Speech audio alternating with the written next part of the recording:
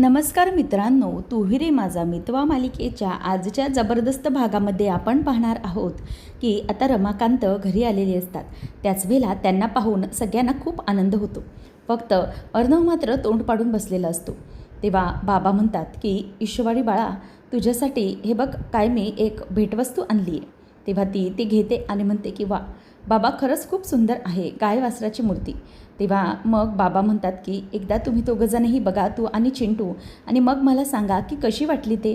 असं म्हटल्यावर अर्णव आता ईश्वरीकडे रागानेच बघत असतो. त्यानंतर मग आता बाबा म्हणतात की तसं मी प्रत्येकासाठीच काही ना काहीतरी भेटवस्तू आणली आहे. बरं आई, मी तुमच्यासाठी पण काहीतरी भेटवस्तू आणली बरं का. तेव्हा आजी हे ऐकून खूप खुश होते की कित्येक वर्षानंतर का होईना, परंतु आपल्या जावयाकडून आपल्याला काहीतरी असं आनंदाचं गिफ्ट मिळतं आहे. म्हणून आजी आता म्हणते की हो, आनंदाने.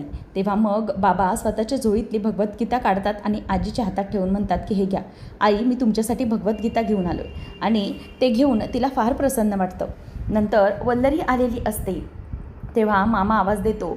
ती मुद्दामच आतमध्ये निघून चाललेली असते. तेव्हा मामा म्हणतो की वल्लरी, अगं इथे बघ, भाऊजी आलेत आणि त्यांनी तुझ्यासाठी काहीतरी गिफ्ट आणलं आहे बघ. तेव्हा ती समोर येते आणि नंतर गिफ्ट म्हणून ते आल्यानंतर लगेच मामा म्हणतो की हे बघ, तुझ्यासाठी भगवद्गीता आणली आहे. तेव्हा ती म्हणते की नको आहे, राहू दे त्यांच्याचकडे ते, आणि भगवद्गीता वाचायला मी काही म्हातारी झालेली नाही आहे, मला नको आहे ते, असं ती पटकन बोलत असते. त्यामुळे मग आता मामा हे काहीच न बोलता गपचूप उभे असतात, कारण की वल्लरीने असं बोलून स्वतःचीच इज्जत काढून घेतलेली असते. नंतर मग आता ती बाजूला बसलेली असते. तेव्हा बाबा येतात आणि अंजलीच्या बाजूला बसतात. अंजली बेटा, मी तुझ्यासाठी आणि जावई बापूंसाठी पण एक गिफ्ट आणलं आहे, असं म्हणून आता तो तिला ते गिफ्ट द्यायला जातात. त्याच वेळेला अंजलीचा चेहरा जरासा पडल्यासारखा होतो. बाबा विचारतात की काय गं, काय झालं अंजू, तुझा चेहरा असा का पडला. तेव्हा ती काहीच बोलायला तयार नसते. ती म्हणते की अगं काही नाही बाबा. तेव्हा ते विचारतात की अगं बाळा, जावई बापू कुठे दिसत नाही आहेत, घरात नाही आहेत, बाहेर गेलेत का कामानिमित्त वगैरे. पण ती काहीच बोलत नसते. त्यावेळेला मग आता ईश्वरी सांगते प्रॉब्लेम झाला आहे. तेव्हा मग ते म्हणतात की काय गं, काय झालं अंजू. ईश्वरी, मला कोणी सांगेल का काय झालं आहे ते. तेव्हा तिचा चेहरा पडतो. मग बाबा म्हणतात की अंजली बेटा थांब, तू नको विचार करूस. आता अंजलीच्या गळ्यात मंगळसूत्र पण नसतं आणि त्यामुळेच बाबांचा चेहरा अगदी कासावीस व्हायला होतो की नेमकं काय झालं आहे. त्याच वेळेला आता लगेचच ते म्हणतात की मला कोणी सांगेल का काय झालं आहे ते नेमकं. असं म्हटल्यावर आता अंजली काहीच सांगायला तयार नसते. तिला काय बोलावं ते काहीच कळत नसतं. तेव्हा ईश्वरी सांगते की बाबा, मी सांगते तुम्हाला जे काही घडलं आहे ते आत्तापर्यंत. त्यामुळे आता ईश्वरी ही सगळं काही सांगायला लागते. राकेशने कशाप्रकारे कुटुंबाला फसवलं आहे आणि राकेश हा संपूर्ण कुटुंबाला संपवायला निघालेला होता, परंतु अगदी वेळेवरती सगळ्या गोष्टी समजल्या म्हणूनच सगळेजण कुटुंबामध्ये वाचलो, नाहीतर खूप मोठा प्रॉब्लेम झाला असता. राकेशने तर सगळ्यांना संपवण्याचाच निर्णय घेतला होता. आणि जेव्हा पोलीस त्याला घेऊन चालले होते त्याच वेळेला त्याने मला वेटीस धरून मारण्याचा प्रयत्न केला होता, पण अर्णव सरांनी वेळीच मला वाचवलं, नाहीतर खूप मोठा प्रॉब्लेम होऊन बसला असता. आणि हे सगळं होत असताना आता अंजली ताईला खूप मोठा धक्का बसला होता, कारण की तिच्याशी प्रेम आणि सगळं काही त्याची फसवेगिरी होती. हे सगळं आता बाबा ऐकतात आणि वल्लरी पण तिथेच उभी असते आणि ती सगळं काही घडलेला रामायण महाभारतचा प्रकार बघत असते आणि त्यामुळे तिला काहीच बोलता येत नसतं. ती तशीच गप्प असते. आता बाबा हे अंजलीकडे बघतात. अंजली बेटा, किती सहन केलेस तू. तेव्हा मग अंजलीला काहीच बोलता येत नसतं. राकेशला फायनली पोलिसांच्या ताब्यात दिलं. असं ऐकल्यानंतर बाबा म्हणतात की हे बघ बाळा, जे काही आपल्या आयुष्यात लिहिलेलं असतं ते घडल्याशिवाय राहत नाही गं. मी तुला एकच गोष्ट सांगेन, ते म्हणजे की तुला या परिस्थितीमध्ये एकदम खंबीर राहण्याची गरज आहे. आम्ही कुटुंबीय तुझ्या पाठीशी उभे आहोत. अशा वेळेला आपल्याला लक्षात येतं की आपल्या कुटुंबाची ताकद किती मोठी असते ते. आणि आता तुझ्या लक्षात येईल की हे कुटुंब तुझ्या मागे अगदी खंबीरपणे उभे आहे, तुला काही होऊ देणार नाही आहे. अगं अंजू, हे सगळं तुझं आहे आणि तू नको काळजी करूस, मी पण आहे. मला माहिती आहे की काही वर्षापूर्वी मी तुला आणि चिंटूला असंच वाऱ्यावर सोडून गेलो होतो, हो मान्य आहे, पण आता मी तसं अजिबात करणार नाही. आता इथून पुढे माझ्या मुलांच्या आयुष्यात जे काही संकट येईल ना, त्या संकटाला त्यांचा हा बाबा नेहमी त्यांच्यासोबत असणार आहे. किती काही झालं तरीही मी तुमच्यापासून कधीही आता लांब जाणार नाही. माझ्या मुलीला माझी गरज आहे, माझ्या लक्षात आलं आहे. त्यामुळे मी माझ्या मुलीला सोडून आता कुठेही जाणार नाही आहे. माझी नात आणि माझी मुलगी हे माझ्यासाठी खूप महत्त्वाचे आहेत. असं बोलल्यावरती अंजलीच्या डोळ्यावर पाणी यायला लागतं आणि ती रडायला लागते. बाबा तिच्या खांद्यावर हात ठेवून म्हणतात की हे बघ अंजू बेटा, तू आता अजिबात स्वतःला एकटं समजून घ्यायचं नाही. तुझा हा बाबा आहे ना, अजिबात तुला काहीही कमी पडू देणार नाही. आणि मला माहिती आहे या परिस्थितीत जर तू खचली तर मात्र आपली कनू, तुझं बालपण अगदी पोरकं काढलंस गं. आणि तू वडिलांशिवाय आणि आईशिवाय होतीस. पण माझी एकच इच्छा आहे की आपली जी कनू आहे तिने अशी कोणत्याही यातना भोगायला नकोत. त्यामुळे मला इतकंच वाटतं आहे की तुझी मुलगी आहे, माझी नात आहे, तिने कुठल्याही प्रकारे असा त्रास सहन करू नये. त्यामुळे तुला खंबीर राहायचे अंजू. काही झालं तरीही तुझा हा बाप तुझ्या मागे कायम उभा आहे. आता कधीही तुम्हाला सोडून आता तो जाणार नाही आहे. तेव्हा मग हे ऐकून अंजलीच्या अगदी जीवात जीव आल्यासारखं होतं.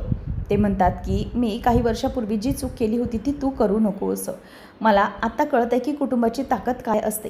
त्यावेळेला माझ्यासोबत जो काही प्रकार घडला होता त्या प्रकारात मी जर कुटुंबाची साथ घेतली असती तर मात्र आज चित्र काही वेगळंच असतं. परंतु जाऊ दे, काहीच करू शकत नाही आपण. पण एक गोष्ट नक्की की लवकरात लवकर तू पण या संकटातून बाहेर पडणार आहेस, मला माहिती आहे. तेव्हा आता ते तिच्या डोक्यावरती आशीर्वाद रूपी मायेचा हात ठेवतात आणि म्हणतात की अंजू बाळा, मी आहे, कायम आहे तुझ्यासोबत. तेव्हा अंजली म्हणते की बाबा, तुम्ही कित्येक वर्षानंतर तरी माझ्याबरोबर आहात, याचा खरंच खूप आनंद होतो आहे मला. आणि आहेत, सगळे माझ्यासोबत कायम होते. परंतु यावेळेला माझे बाबा पण माझ्यासोबत आहेत, त्याचा आनंद मला वेगळाच होतो आहे. आणि मला खरंच खूप बरं वाटतं आहे की माझ्या आणि चिंटूच्या पाठीशी माझे बाबा आता खंबीरपणे उभे राहणार आहेत. हे ऐकून ईश्वरीला आणि अर्णवला खरं तर खूप वाईट वाटत असतं. आता अंजली ही तिच्या धीराचा बांध सुटतो आणि फायनली ती तिच्या बाबांना मिठी मारते. इतक्या वर्षानंतर का होईना, परंतु तिने तिच्या पुन्हा बाबांचा स्वीकार केलेला असतो. त्याच वेळेला मग आता अर्णव तर इमोशनल झालेला असतोच, परंतु त्याच्या मनाचा अजूनही राग गेलेला नसतो. ईश्वरी हे सगळं बघत असते. तेव्हा अंजली ही बाबांच्या जवळ मिठीत असताना अर्णवचा हात घेते. आपण दोघंही बाबांजवळ येऊया. परंतु अर्णव ते सगळं करत नाही. अर्णव हा तिथेच असतो आणि म्हणतो की सॉरी ताई, मी हे नाही करू शकत. तू केलंस ते खरंच खूप उत्तम आहे, परंतु मी कधीही यांना माफ करू शकत नाही. काही वर्षापूर्वी जे काही घडलं होतं त्या गोष्टीतून मी यांना माफ करणार नाही. आणि ते म्हणतात की आम्ही सगळे तुझ्या पाठीशी आहोत बाळा, अजिबात तुला घाबरण्याची गरज नाही आहे. अशा वेळेला आता बाबा बघतात आणि म्हणतात की राहू दे अंजली बेटा, तू तरी माझा स्वीकार केला आहेस ना बाबा म्हणून. हळूहळू त्याच्याकडूनही ऐकायला मिळेल. कित्येक वर्षानंतर तरी तुझ्या तोंडातून आज मला बाबा हा शब्द ऐकायला मिळाला. पण असं मी समजेन की ना, देव माझी परीक्षा बघतोय आणि या परीक्षेमध्ये मला अगदी अटळ राहायचं आहे. कुठल्याही प्रकारे स्वतःला डगमगू द्यायचं नाही आहे. त्यामुळे मी एकच तुला सांगेन की माझी परीक्षा आहे. मी वाट बघेन जेव्हा माझा चिंटू देखील मला बाबा अशी हाक मारेल आणि तो नक्कीच एक दिवस त्याच्याही मायेचा पाझर फुटेल आणि त्यालाही मला बाबा अशी हाक मारावीशी वाटेल. तेव्हा मग ते म्हणतात की बाळा, हा घे प्रसाद. मी देवाला गेलो होतो ना जीर्णोद्धाराच्या कामासाठी, त्यावेळेला मी देवाला साकडंच घातलं होतं की आता या घरावरती कोणत्याही प्रकारचं संकट येऊ देऊ नको. आणि तसंच साकडं आता घातलं, त्यामुळे आपल्या आयुष्यातलं मोठं संकट आता तरी दूर झालं आहे. त्यामुळे सगळं काही होईल व्यवस्थित. मला माहिती आहे तुम्ही सगळेजणं अगदी व्यवस्थित राहाल. मी देवाकडे तशी साकडंच घालून आलो आहे. असं म्हणून बाबा आता सगळ्यांजवळ त्यांना म्हणजे अंजलीला, मामाला प्रसाद देतात, त्यानंतर आजीला, त्याचबरोबर मग आता ईश्वरीला देखील येऊन ते म्हणतात की ईश्वरी बेटा, हे घे प्रसाद. असं म्हणून तिच्याही हातात ते प्रसाद टेकवतात. आणि हे सगळं पाहून म्हणजे बाबांची ही देवाप्रतीची श्रद्धा पाहून सगळेजण थक्क झालेले असतात. मग आजी तिथेच असते आणि आजीला कळलेलं असतं की काही प्रकारे हा माणूस चुकू शकत नाही, पण आपल्याला बारीक लक्ष ठेवलं पाहिजे असं तिला वाटत असतं. त्यानंतर इन्स्पेक्टर साहेब हे अर्णवला फोन करतात. तेवढ्यातच अर्णवला आता बाबा जेव्हा प्रसाद द्यायला जातात तेवढ्यात फोन येतो आणि त्याच्या काही इच्छा नसते प्रसाद घेण्याची, पण तेवढ्यात फोन आल्यामुळे आता मामी तिथल्या तिथे थांबते आणि हो बोला इन्स्पेक्टर साहेब असा तो बोलतो. तेवढ्यात सबोरीन इन्स्पेक्टर म्हणतात की तुमच्या मिसेस म्हणजे बायकोवर म्हणजे मिसेस राजेश शिर्क्यांवरती ज्याने काही दिवसापूर्वी हल्ला केला होता तो एक हल्लेखोर संशयित आरोपी सापडलेला आहे. तेव्हा मग लगेच अर्णव म्हणतो की yes inspector, I am on my way. तेव्हा मग ते म्हणतात की नको, तुम्ही इतकी घाई करू नका, खूप रात्र झाली आहे. तसं पण एक काम करा, तुम्ही ना उद्या सकाळी या आणि हो, मिसेस राजे शिर्केंना पण घेऊन या. असं म्हटल्यावर आता अर्णव ओके असं बोलून फोन ठेवतो. नंतर ईश्वरी विचारते की काय झालं. तेव्हा मग अर्णव सांगतो की जो प्रकार घडला आहे, इन्स्पेक्टरचा फोन होता की ईश्वरीवरती ज्या व्यक्तीने हल्ला केला होता ना, तो एक क्रिमिनल म्हणजे संशयित आरोपी सापडला आहे. हे ऐकून सगळ्यांना खूप आनंद होतो. आज बाबांनी तिकडे साकडं घालून आल्यानंतर हा सगळ्यात मोठा मिळालेला एक प्रकारचा दिलासा असतो. त्यामुळे आता ईश्वरी ही समजून जाते की तिच्या हातात जो प्रसाद आला आहे तो देवाने दिला आहे आणि एक पॉझिटिव्ह वाईब त्याच्यातून आली आहे. म्हणजे एक चांगली बातमी कळल्यामुळे घरात सगळ्यांनाही त्याचा खूप मोठा आनंद झालेला आहे. ईश्वरी आता खूप खुश झालेली असते. त्यानंतर आपल्याला पाहायला मिळतं की इकडे आता कनू ही रात्रीची झोपत नसते. तेव्हा अंजली म्हणते की कनू बाळा झोप गं, अजून किती वेळ लावणार आहेस तू, झोप लवकर. अगं तुझा बाबा आता येणार नाही आहे, नको बघूस तू तुझ्या बाबाची वाट, प्लीज नको बघूस. तुला माहिती नाही आहे, तू लहान आहेस म्हणून तुला काही कळत नाही, पण आता आपण दोघीजणीच असणार आहोत एकमेकांसाठी, आपल्याला कोणीही नसणार आहे. तुझा बाबा हा बरं ठीक आहे चालेल, मी तुला आता एक गोष्ट सांगते, निदान ती गोष्ट सांगून तरी झोप तू. असं म्हणून ती आता गोष्ट सांगायला घेते. ती म्हणते की भरपूर वर्षांपूर्वी एक राजा होता राजमहालात आणि त्यांनी ना खूप काही प्रकार करून ठेवले होते. तो खूप दुष्ट आणि वाईट होता आणि लोकांचं कायम वाईटच करायचा तो. आणि त्याचमुळे ना बाहेरच्या देशातले लोक ना त्याला आपल्या ताब्यात घेऊन गेले आणि त्याच्या वाईट कर्मांची फळं त्याला मिळाली. त्यामुळे कनू आता असंच झालं आहे की राजकुमारी ही एकटीच पडलेली आहे आणि त्यामुळे कनू तू माझी राजकुमारी आहे आणि मी तरी तुझ्यासोबत कायम असणार आहे.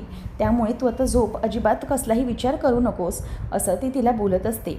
आणि ईश्वरी तिचं ते सगळं बोलणं ऐकत असते आणि कनूला काही झोप येत नसते म्हणून अंजलीची नुसती अगदी वाताहत होत असते. तेव्हा तेवढ्यातच तिथून ईश्वरी येते आणि म्हणते की कनू बाळा, आता ना आपल्याला लवकर लवकर झोपायचं आहे बरं का. अगं तू एकटी नाही आहेस, सगळेजण आहेत तुझ्याबरोबर. आणि अंजली ताई, तुम्ही नका काळजी करू, कनूची झोप झाली असेल ना म्हणून ती आता झोपत नसेल. तेव्हा मग ती म्हणते की नाही गं ईश्वरी, नाही झाली आहे तिची झोप, तुला माहिती नाही आहे. अगं मी नुसतं बाबाचं नाव जरी काढलं ना, ती एवढीशी पोर इकडे तिकडे नुसती नजर फिरवर बघत असते, सगळीकडे अगदी तिची नजर असते. एवढीशी लहान आहे पण तिला अगदी सगळं व्यवस्थित कळतं.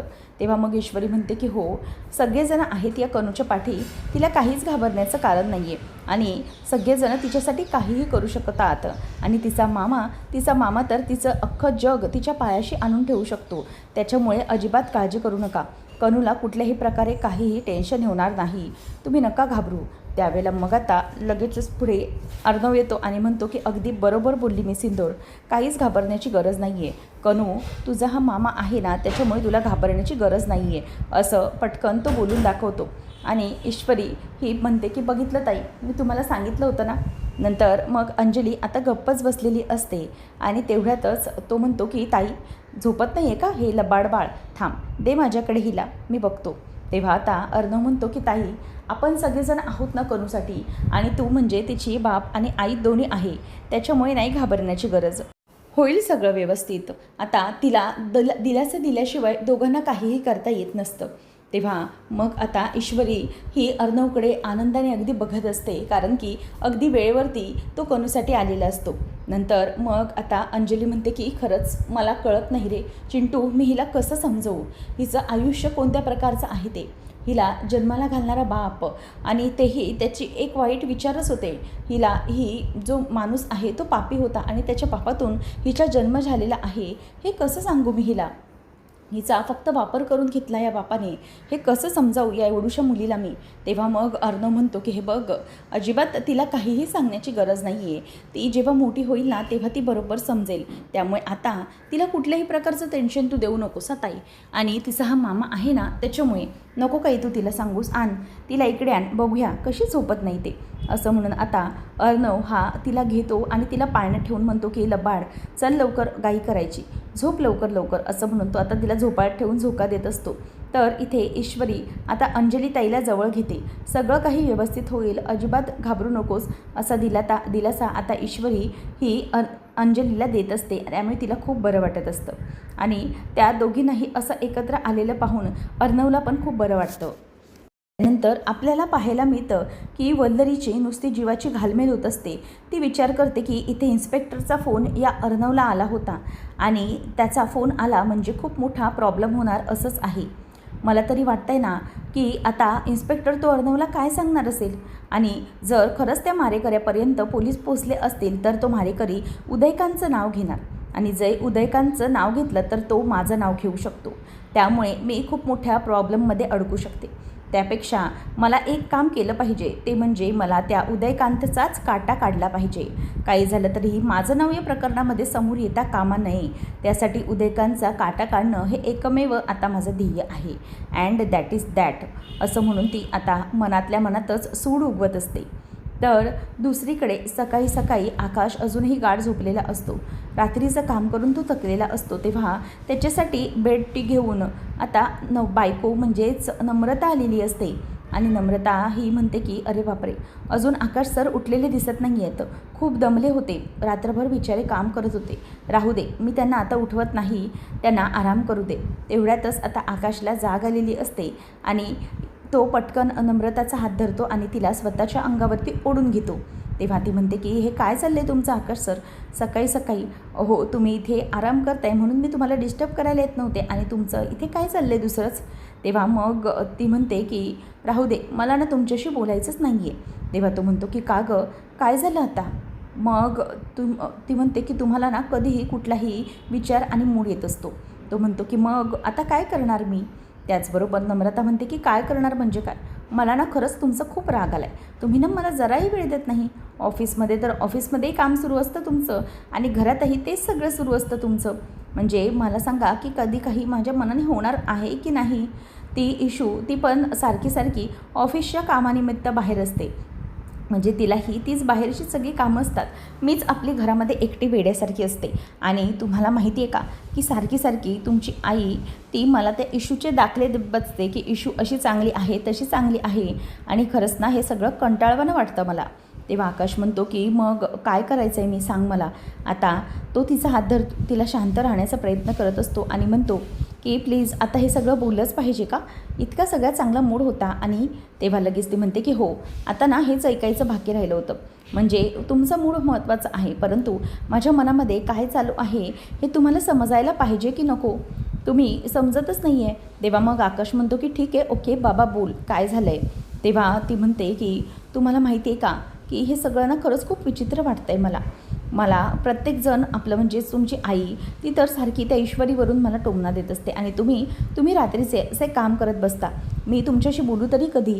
आणि मेन महत्त्वाची गोष्ट म्हणजे तुम्ही ना आता सांगा ना अर्णव जिजूंना की माझंही लग्न झालं आहे, तुम्ही किती मला ऑफिसमधली कामं देता, म्हणजे तुम्ही ऑफिसमध्येही काम करता, शिवाय तुम्ही घरीही काम करताय रात्रीचे, मग तुम्हाला आराम कधी मिळणार आहे? आणि तसंही आपलं नवीन लग्न झालं आहे, मग तुम्ही त्यांच्याशी बोलू शकता या विषयावर. अगोदरचं वेगळं होतं आणि आताची स्थिती वेगळी आहे ना, मग तुम्हाला बोलायला जमेल ना? असं पटकन आता ती बोलून दाखवते. त्याचमुळे आकाश तिला म्हणतो की हे बघ, मला कळतंय तुला काय बोलायचं आहे, पण असं कसं ना मी पटकन दादाला बोलून दाखवू? तेव्हा ती म्हणते की काय त्याच्यात, बोललं तर काहीच प्रॉब्लेम नाही आहे. तेव्हा मग नम्रताला आता तो म्हणतो की बरं ऐक ना नम्रता, प्लीज असं शांत म्हणजेच अशी चिडचिड करू नकोस ना, मला समजते तुला काय म्हणायचं ते, पण प्लीज आताचा मूड ना खरंच माझा खूप रोमॅन्टिक आहे, त्यामुळे तू आता तो विषय बाजूला ठेवशील का जरा? परंतु नम्रता अजिबात ऐकायलाच तयार नसते. ती म्हणते की तुम्हाला ना माझं ऐकून घ्यावंच लागेल. तेव्हा मग तो म्हणतो की ओके ठीक आहे. तेव्हा ती म्हणते की हो, म्हणजे ना हे सगळं ना मला खूप वियर्ड वाटतं. घरात ना सगळे माझ्याशी अगदी अजिबोगरीचंच व्यवहार करत असतात. म्हणजे घरामध्ये तुमची आई सतत ईश्वरीवरून टोमणा देते, त्यानंतर तुमचे बाबा कोणती गोष्ट सिरियस घेतच नाहीत, प्रत्येक गोष्ट अगदी हसण्यावारेच घालवतात आणि तुम्ही प्रत्येक वेळेला कामात असता आणि ती इशू काहीतरी नुसती डिटेक्टिव्हगिरी करत बाहेर फिरत असते. घरात तर सगळं काम माझ्यावरतीच पडतं, त्यामुळे हा प्रॉब्लेम होतो. तेव्हा ती म्हणते की बरं ठीक आहे, जाऊ दे, आता मी बघते काय करायचं ते, आणि तुम्ही ना आराम करा, नाहीतर तुम्हाला काम करायचं असेल ते काम करा, पण एक गोष्ट, तुमच्यासाठी हा चहा आणून ठेवला आहे तो घ्या, कारण मला तुमची काळजी आहे ना. असं म्हणून नम्रता तिथून निघून जाते आणि मग आकाश पुन्हा तिथेच अरे यार असं म्हणून बेडवर पडतो. तर ईश्वरी अर्णव दोघंही पोलीस स्टेशनमध्ये गेलेले असताना इन्स्पेक्टर म्हणतात की मला सांगा, त्या दिवशी ईश्वरी मॅडम तुमच्यावरती जो हल्ला झाला त्या माणसाचा चेहरा तुम्ही बघितला होतात का? म्हणजे तो माणूस दिसायला कसा होता, काय वगैरे हे सगळं तुम्ही पाहिलं होतं का? तेव्हा ईश्वरी म्हणते की नाही, हे सगळं मी पाहिलं नव्हतं, परंतु त्यावेळेला मला नक्की असं आठवत नाही आहे काहीच. तर तो म्हणतो की हो, म्हणजे आम्ही त्या माणसाला पकडलं आहे. ॲक्च्युली काय झालं, श्रीकांत धुमाळ ज्या हॉस्पिटलमध्ये आहेत, ज्या वार्डमध्ये आहेत, त्याच्या आजूबाजूला तो आम्हाला घुटमळताना दिसला. आम्ही संशयित म्हणून त्याला अटक केली, तर आम्हाला तो अगदी बरोबर सापडलेला आहे. त्यामुळे आता तो व्यक्ती नक्की काय सांगतो याच्यावरती सगळं आहे. एक संशयित म्हणून फक्त आम्ही त्याला पकडला आहे. तेव्हा मग इन्स्पेक्टर हवालदाराला सांगतात की त्या आरोपीला घेऊन या. तेव्हा मग त्याला घेऊन आल्यानंतर ईश्वरी जराशी आतून घाबरलेली असते की नक्की हा माणूस कोण होता आणि नक्की माझ्यासोबत काय घडलं होतं. तेव्हा त्याच वेळेला ईश्वरीला तो सगळा काही सीन आठवतो, ज्यावेळेला तो माणूस हा ईश्वरीला मारण्याचा प्रयत्न करत होता. ईश्वरी ही फोन लावायला जाणार तेवढ्यातच तिच्या डोक्यात जोरात त्याने काठीने मारलेलं होतं आणि मारल्यानंतर ईश्वरी तिथल्या तिथेच बेशुद्ध पडलेली होती. हे सगळं तिला आठवत असतं आता. आणि तो माणूस समोर आल्यानंतर अर्णवच्या स्वतःवरचा रागाचा ताबा सुटतो आणि तो उठून त्या माणसाला धरायला जातो. ईश्वरीला ते पटकन आठवतं की तिला कसं मारलं गेलं होतं. नंतर ती खडबडून जागी होते आणि अर्णव जाऊन त्याची कॉलर धरतो की काय रे, हाऊ डेअर यू, तुझी हिंमत कशी झाली मिस इंदोरवरती हात उचलण्याची. तेव्हा मग आता अर्णवला पोलीस थांबवतात की अर्णव साहेब, कायदा हातात घेऊ नका, आम्ही बरोबर त्याला योग्य ती कारवाई करू, तुम्ही नका काळजी करू, शांत व्हा अर्णव साहेब, कायदा हातात घेऊ नका, असं म्हणून आता पोलीस त्याला समजवतात. आणि नंतर मग अर्णव बाजूला होतो तेव्हा पोलीस त्याचे गचांडी धरत म्हणतात की काय रे, सांग लवकर, कोण होतं आणि कशासाठी हे केलंस तू सगळं, लवकर सांग, तूच होतास ना त्यामध्ये. तेव्हा वल्लरी विचार करत असते की हे लोक कधीपासून पोलीस स्टेशनमध्ये गेले आहेत, नक्की काही सापडले की काय यांना. माझ्या विरुद्ध जर सापडलं तर खूप मोठा प्रॉब्लेम होऊ शकतो आणि जर उदयकांतने तोंड उघडलं तर माझी वाट लागेल. वल्लरी म्हणते की नाही, काही करून यांची माहिती काढली पाहिजे की नक्की यांचं काय सुरू आहे ते. त्याच वेळेला आता इथे ईश्वरी ही बाजूला येते कारण की वल्लरीचा फोन आलेला असतो. ती अर्णवला सांगते आणि बाजूला येते आणि म्हणते की हां मामी बोला. तेव्हा ती म्हणते की काय गं, कुठे आहात तुम्ही, किती वेळ झाला. तेव्हा ईश्वरी म्हणते की काय झालं, तुमचं काही काम होतं का महत्त्वाचं. तेव्हा ती म्हणते की अगं हो, म्हणजे नम्रता एकटीच बिचारी, तिचं किती काम होतं सांग ना मला, म्हणजे त्या बिचारीवरती एकटीवरती सगळी कामं पडतात. तेव्हा ईश्वरी म्हणते की मी जरा महत्त्वाच्या कामामध्ये आहे, मी करते नंतर नमोताईला फोन, तुम्ही काळजी करू नका, ओके, असं म्हणून ती आता फोनच कट करून टाकते. शेवटी वल्लरीला जे काही विचारायचं असतं ते विचारायचं तसंच राहून जातं. वल्लरी म्हणते की बापरे, आता काय करायचं, ह्या बाईने तर मला काही सांगितलं पण नाही की नक्की कुठपर्यंत तपास आला आहे, कोणापर्यंत पोलीस पोचलेत, हे सगळं काहीच समजलं नाही आहे मला, आता मी काय करू, असा विचार तिच्या डोक्यामध्ये यायला लागलेला असतो. त्यानंतर मग आता वल्लरी पुढचा विचार करायला घेते. तेवढ्यातच तिथून आता तिच्या डोक्यामध्ये विचार यायला लागतो की नाही, काही झालं तरीही मला आता या उदयकांतला फोन केला पाहिजे आणि त्याला सावध करून बाजूला कुठेतरी जायला सांगितलं पाहिजे. म्हणूनच ती त्या उदयकांतला फोन करत असते, परंतु त्याचाही फोन लागत नसतो. ती आता घाबरते की काय करू, हा माणूस फोनच उचलत नाही आहे, हा आहे तरी कुठे नक्की. तेव्हा मग इन्स्पेक्टर विचारतात की खरं सांग, तू या मॅडमवरती हल्ला केला होतास ना.